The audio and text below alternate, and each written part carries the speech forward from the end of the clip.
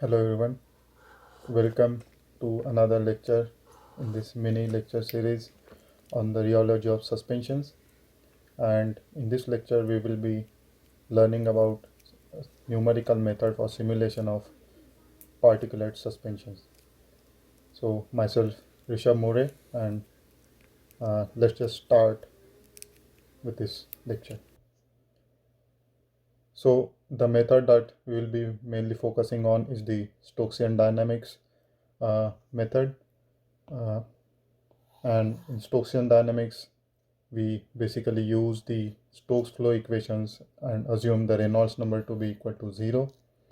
And we use basic principles like force balance and velocity field solutions to calculate the hydrodynamic interactions. And we also take into account any other external forces acting on the particles. And that way we can find out the velocities and positions and the stress in the suspension. So Stokesian dynamics can be applied to spherical particles and which are suspended in a Newtonian fluid. And this method was um, invented by Professor John Brady at Caltech in the 1980s, and it has been uh, proven to be very efficient and very accurate when it comes to simulation of particulate suspensions. There are other methods as well, like direct numerical simulations, where we also can solve for the fluid flow. But the the advantage of Stokesian dynamics is that since we are not solving for the fluid flow and directly considering the interparticle interactions, the computational cost is very small compared to other direct numerical simulation methods. So why do we need a numerical method? That's because in dilute and semi-dilute limit, we we we have seen in the last lecture that we can theoretically come up with equations for the relative viscosity of the suspensions, and in dilute and semi-dilute limit, the suspensions essentially behave as a Newtonian fluid, so their viscosity is constant. But when we increase the volume fraction and go into the concentrated suspension limits, the suspensions are mainly very strongly non-Newtonian, and we need to consider various many body interactions, lubrication interactions, and other.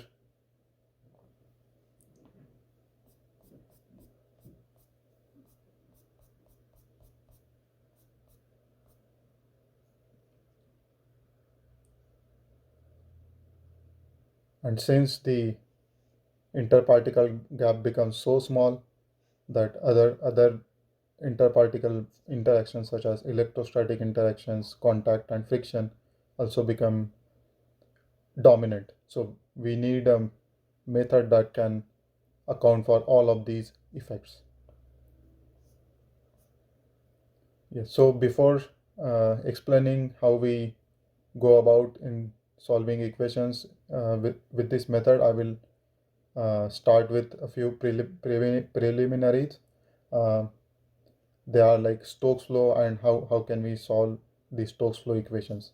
So since we are assuming Reynolds number to be very small, the Navier-Stokes equations become linear, and it is just divergence of a balance between divergence of stress and the body force along with the continuity equations. And since these equations are linear, we can solve them analytically and find the velocity field. So this is the Green's function solution to the Stokes equations, where g of x here is the Oseen tensor, and this equation is derived when we have a point force acting at some point x in the fluid domain.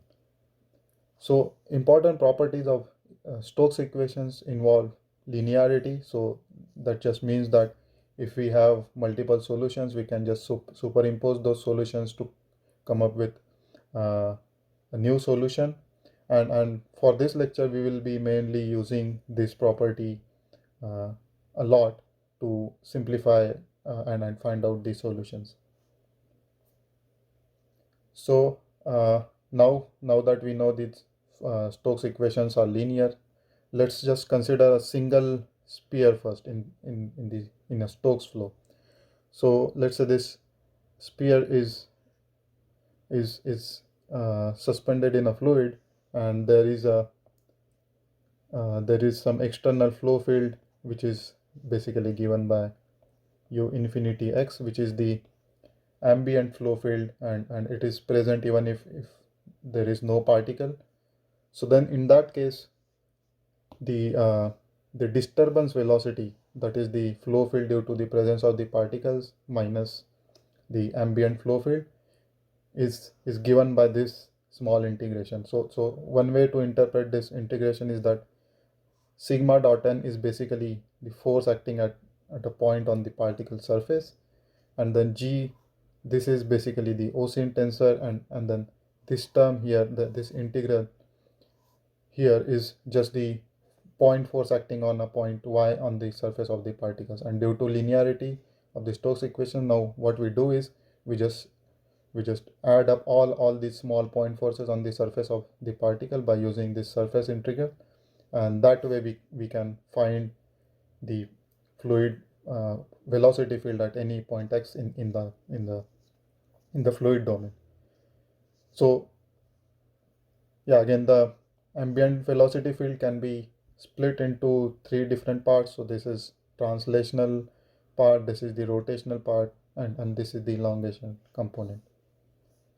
And a few notations before going forward. So whenever I will use capital letters with superscript p, that means those are particle properties, and whenever I use superscript infinity, that means those are for ambient fluid flow properties. And if I again use capital letters, that means those are the ambient flow properties at the particle center. And I'll use small letters for showing the fluid velocity field. Another important property in Stokes flow is that we can find out the velocity of the particles from the forces acting on the particles and the disturbance field in the fluid. So let's say we have a single particle in a fluid with Re, Reynolds number equal to 0 in a ambient flow field given by u infinity, and let's say we already know what the flow field is in the domain, and we also know the forces acting on the particles. Then with Faxen's formula we can relate the forces and the flow field to the velocity and angular velocity of the particles. And we will also be using this to find out the hydrodynamic interaction between the particles in Stokesian dynamics. And another important aspect of Faxen equations is that they also account for the particle size variation, because there is a particle size term on the right hand side.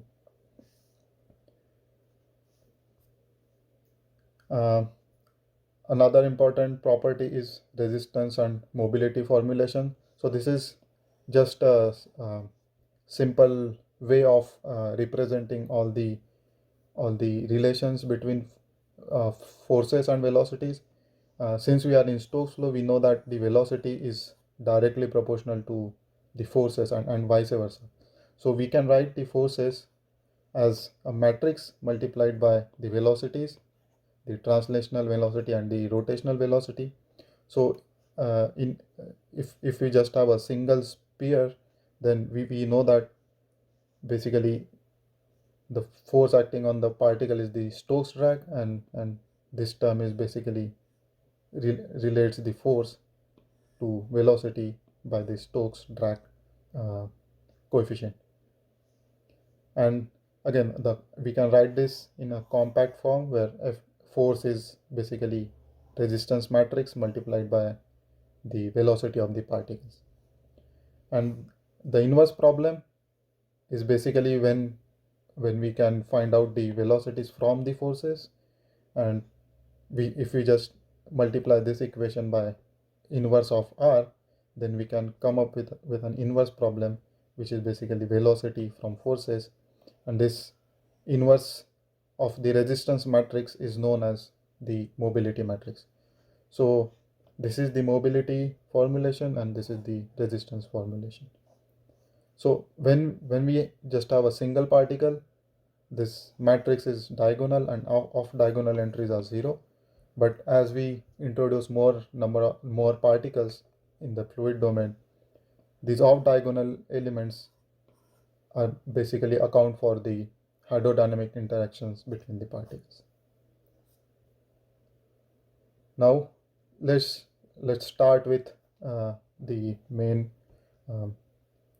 Stokesian dynamics method. So we start with force balance on the particles. So this is just the Newton's second law. Mass into acceleration is basically this sum of forces acting on the particles. The forces that are acting on the particle are hydrodynamic interactions and other external forces, maybe that can be Brownian forces or interparticle contacts or gravity even. But since we are assuming Stokes law and assuming Reynolds number to be 0, the particles essentially have no inertia, so we can ignore this inertia term. It basically becomes 0, and what we have in the end then is just a simple force balance between the hydrodynamic and the other external forces acting on the particle. So now the challenge is to find out these hydrodynamic forces acting on the particles in presence of other particles. And to basically find these hydrodynamic forces, we will be using the resistance formulation. And the main challenge in Stokesian dynamics is basically finding out this resistance matrix for n number of particles. And this resistance matrix should accurately contain both many body and the lubrication interactions. I'll briefly explain what many body interactions are. So let's say we have this central particle here and we move it slightly in this fluid. So because of that, there will be a velocity disturbance all around in the fluid, and as a result this will induce some velocity to this other particle which is away from the central particle. But again, because of this very disturbance in the velocity of the second particle, it will have an effect on the velocity of the original particle. And like this is called a reflection. And because of the instantaneity in Stokes flow, these reflections will be there will be like infinite such reflections. And this is just between one pair, but since we have many particles, this will happen between all the particle pairs that are present. So these are basically the many body interactions. And on the other hand, if we just focus on particles which are very nearby, then these particles have a thin film between them. And let's say if we just move this first particle, then that will try to reduce the thickness of this thin film, and because of that there is high pressure generated between the two particles.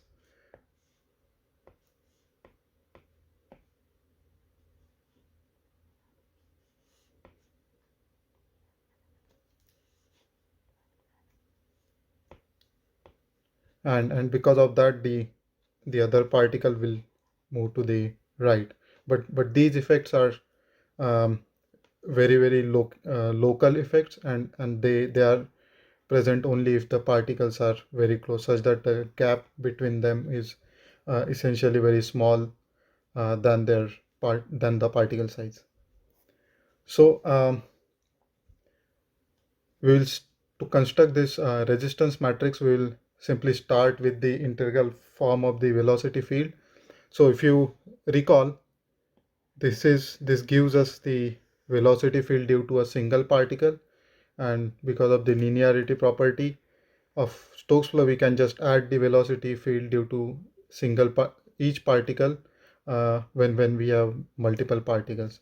And F here is the force acting at a point y on the particle surface, and it is given by stress tensor multiplied by the normal vector to the surface. And for simplicity, I'll use Einstein notations, and I'll just assume everyone is familiar with Einstein notations.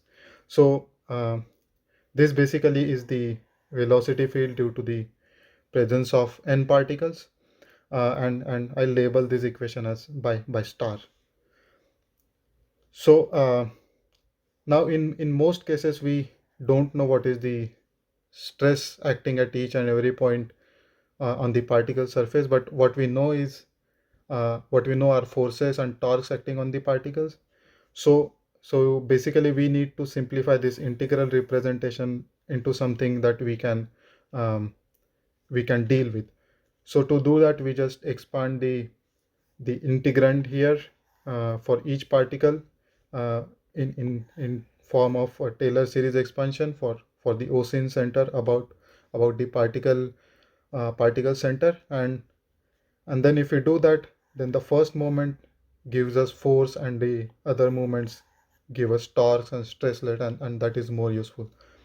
So here is the moment expansion for the velocity field due to n particles. This first term is just the Osin tensor multiplied by the force on the particle surface at point y.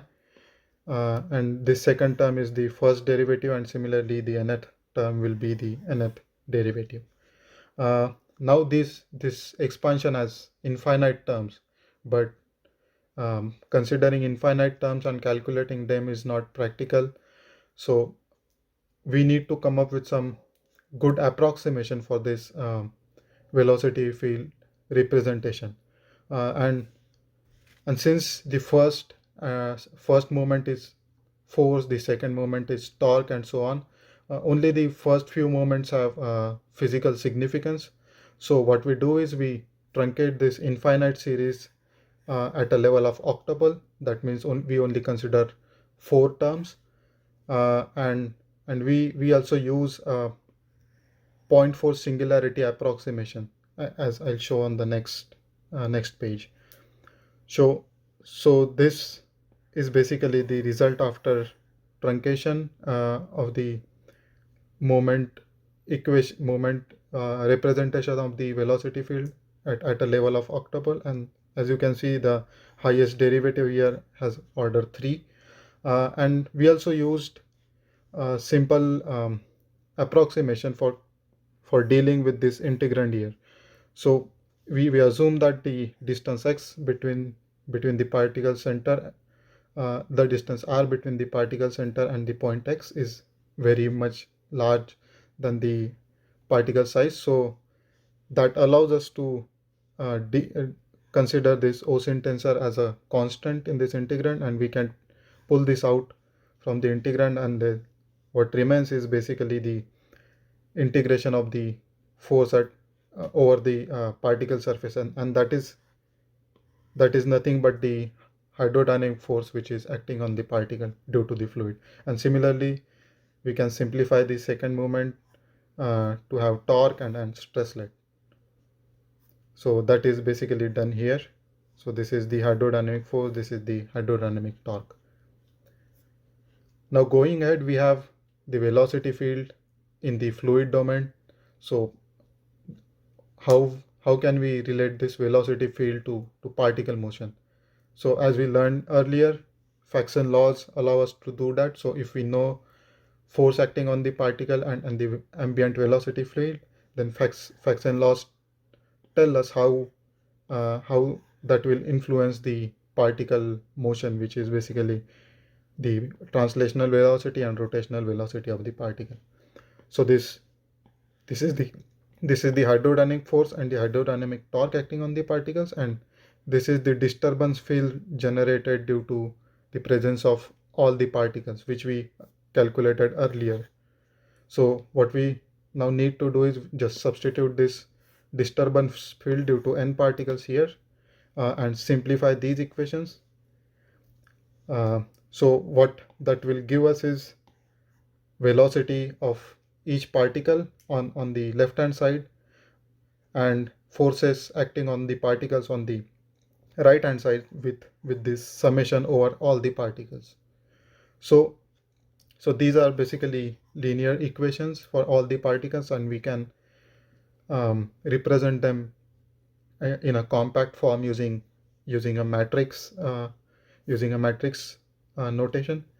So here again on the left hand side we have all the velocities of the particles, and on the right hand side we have forces, and now this mobility matrix relates the forces to velocities, and this mobility matrix is basically constructed by using the disturbance field due to all the particles and the fraction laws. So each element of this mobility matrix basically relates each component of the force to the corresponding component of the velocity of the particles, and this mobility matrix is known as the grand mobility matrix because it contains information for all the particle pairs. But this mobility matrix it contains the far field interactions between particle pairs, but it still does not contain the many body interactions.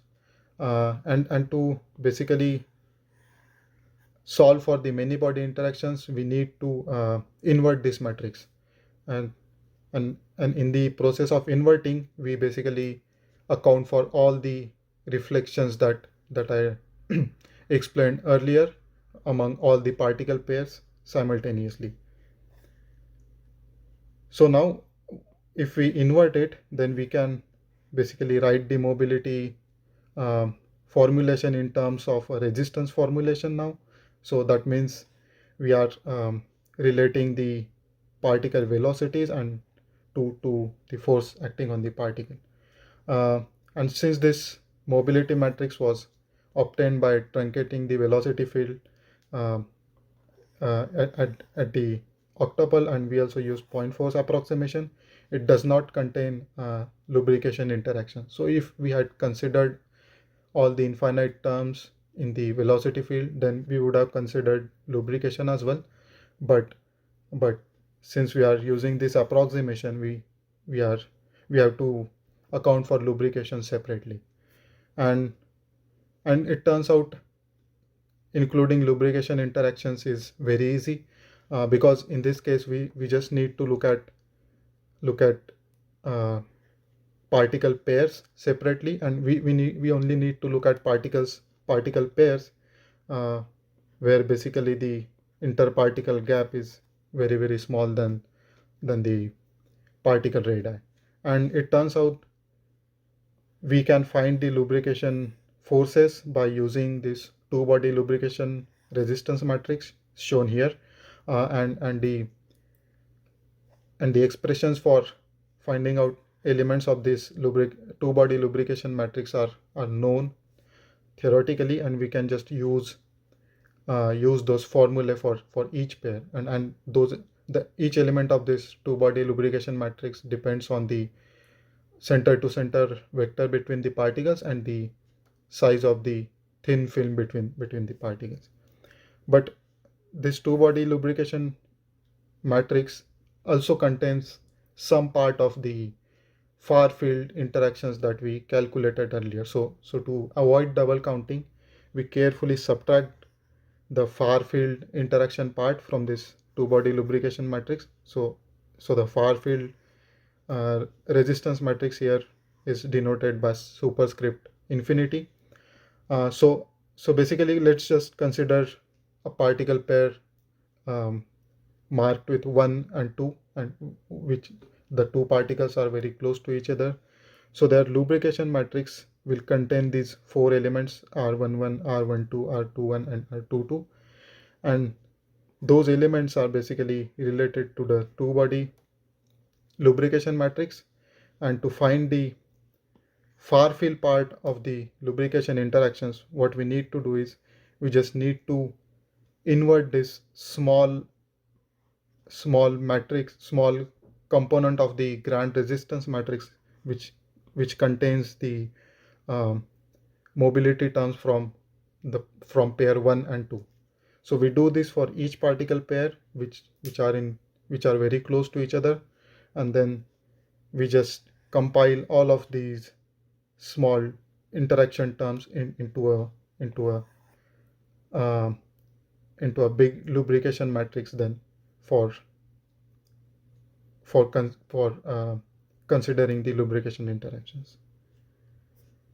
Now this way we have now calculated the grand resistance matrix. So it basically has this inverse of this grand mobility matrix, which gives us uh, far field many body interactions, and these lubrication resistance matrices which basically give us the near field lubrication interactions.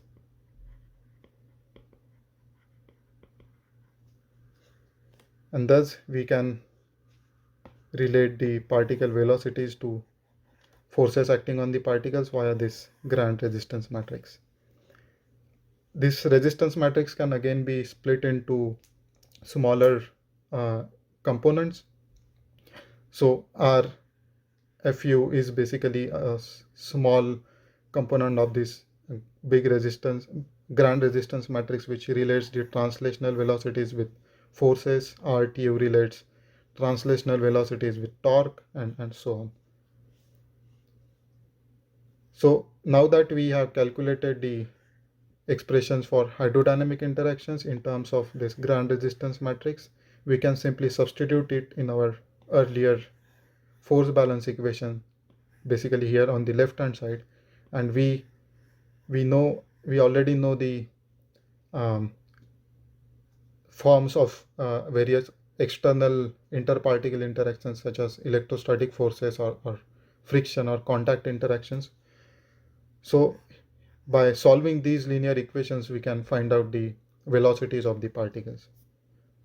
So basically force is resistance matrix multiplied by the velocities, and for compactness I will denote this vector containing forces and torques as a single vector Fh tilde, and this resistance matrix containing the element Fu, T omega, Tu and T omega as Fu tilde, and I'll denote the vector for translational and rotational velocity as a single vector U tilde.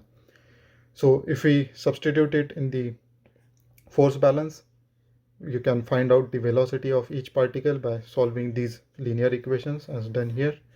And then once you know the velocities, we can integrate forward in time to basically find out the locations of the particles at different times. And now the way we calculate the rheological properties is by calculating the particle stress, because particle stress depends on the stresslets acting on the particles, and we already know how to calculate the hydrodynamic stresslet. It is given basically by multiplying the component of the resistance matrix which relates the velocities to stresslet, and the with velocities, and the component of the resistance matrix which relates the elongational flow to the stresslet. And for remaining other external forces, the stresslet arising due to external force contributions to the stress is simply given by the tensor product of center to center vector between the particle pair and the force acting between the particles. So from here we now know the stress in the suspension, and we can then calculate viscosity and normal stress differences in the suspension. Now I'll briefly go over how we construct the grand resistance, the grand mobility matrix and the resistance matrix, and that is shown here. So these small a, small b are basically the components of resistance matrix, which relate forces to velocities uh, and and torques to velocities and so on. And each of these small matrices A, B, and so forth can be calculated just by knowing the distance between the particles and the particle center to center vector, as shown as shown here. So they depend on these scalar functions x and y, and they depend on the center to center vector, and these scalar functions in turn, these depend on the distance between the particles r. And as you can see, the smallest term here is r power -5, and that is because we truncated the velocity field at a level of octopole. And if we had considered infinite terms in there, we would have many more terms for calculating these scalar functions. Now we do this for each particle pair, alpha and alpha beta, as shown in this matrix, and just substitute it at their appropriate places and construct this grand mobility matrix. And similarly, for this lubrication matrix, we go over all the particle pairs, and again this resistance matrix also has these small components which relate translational velocities and to forces and so on. And these are usually denoted by capital letters, capital bold letters, and they also depend on these scalar functions, capital X and capital Y. And these scalar functions also again depend only on the interparticle gap between the particles, and the expressions for various scalar functions for calculating each component of this lubrication matrix are given in the textbook by Professor Kim in chapter 11. And so we basically construct R2B for each particle pair, and then again substitute it at an appropriate place in the grand resistance matrix. Now, this traditional way of solving hydrodynamic interactions in Stokesian dynamics, it contains this inversion of the grand mobility matrix for calculating many body far field interactions. But as you may know, the cost of inverting a matrix is basically in power is basically cubical in the number of elements, and which becomes very costly if we have large number of particles. So cheaper alternative for this is basically using evolved summation to find out approximation to far field many body interactions by an iterative method, and this iterative method only costs n log n in terms of numerical cost. So accelerated Stokesian dynamics is an improvement over traditional Stokesian dynamics where we find out the far field interactions iteratively. You can read about it more in this paper. Another very smart simplification and which saves us a lot of computational cost is this Wall-Melrose approximation, and this is applicable only for very dense suspensions, something like if the volume fraction is greater than 30%, because in that case the many body far field interactions are essentially shielded by all the particles which are which are very close to the central particle, and because of that only the lubrication interactions dominate, and it is sufficient then if you only consider the lubrication interactions. So in this case, in this Ball-Melrose approximation, we approximate the inverse of this grand mobility matrix by a diagonal matrix which contains Stokes dark terms and the off diagonal terms as 0. And then the lubrication calculations for lubrication matrix remain the same, and then grand resistance matrix is simply the sum of this diagonal matrix, which is an approximation for the inverse of the grand mobility matrix and this simple two-body lubrication interactions. Yes, so that's about it. And if you want to learn more about this topic, you can start with this nice annual review by Professor Brady, and you can also read this textbook by Professor Kim to get an idea about all the solutions to Stokes flow and resistance and mobility formulation.